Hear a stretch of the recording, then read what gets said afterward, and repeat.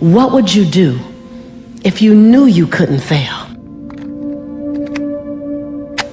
How big would you play if you knew that you can survive any heartbreak, any breakdown, any betrayal? What would you do if the things that you were afraid of you knew were absolutely nothing? They were all opportunities for you to get stronger in your faith, stronger in your resiliency. What would you do? Who would you love? How big would you play? Where would you leap?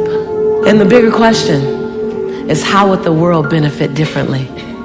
How would the world benefit differently because who you've decided to be?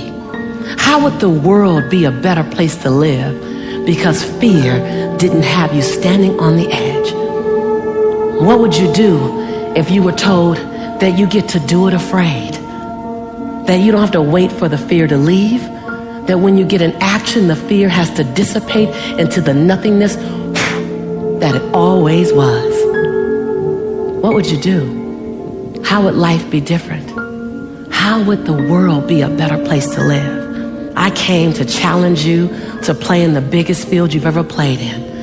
I came for you to challenge the fear that might be inside of you and to redesign and reprogram it. You look at it long enough, you be with it intimately enough, and it has to dissipate. You are the designer of your destiny.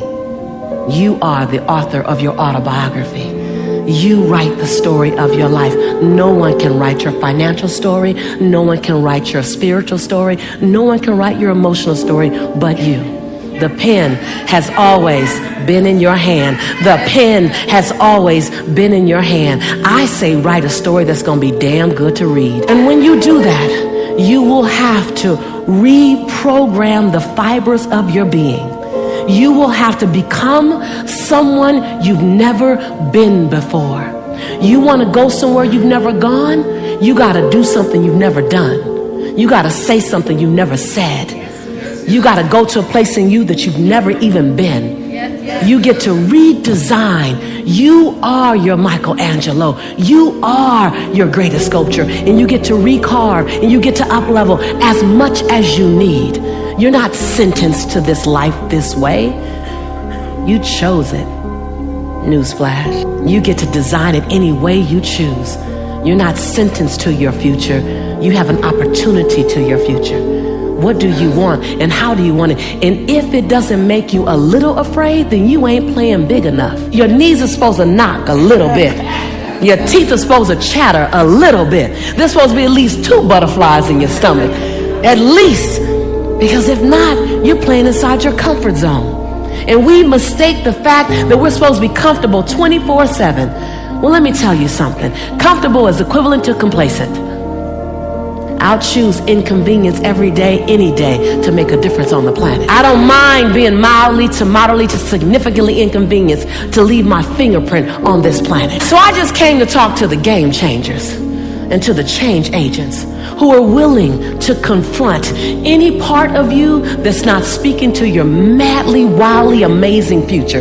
Confront it. I came to talk to the change agents that are interested in evicting any fear that doesn't speak to your wild future. I came for that. I came for you to confront it, for you to get a little angry at it, for you to get a little pissed off at it. Say, wait a minute. I've been letting you drive me all this time, and you are a story that I made up about the future that doesn't even really exist. When you said I might get hurt in the next relationship, you made up a story about the future that doesn't even exist yet. And you're powerful. And any story you make up is true to you, but it's only true to you. And then you live out that story because you want to be right. You don't want to be wrong, you want to be right. So you make up a story, you project it in the future, and then you live it out until it's true. Like, see, I told you guys. I told you guys. You'll like work really hard to make that story right. I just want you to know that. So I just stopped by to invite you to design a new story.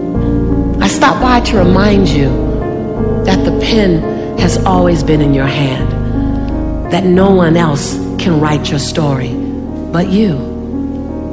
And I don't know about you, but I want to write a story that when I get ready to sit down in my final years and there's nothing else I could do, that I go back and I just want to read my story. And I go, wow, I remember when I was afraid. And then I know on the next page, I jumped anyway. And then I read the next chapter and go, whoa, that really scared the heck out of me. And I know what's going to happen on the next page. I did it anyway.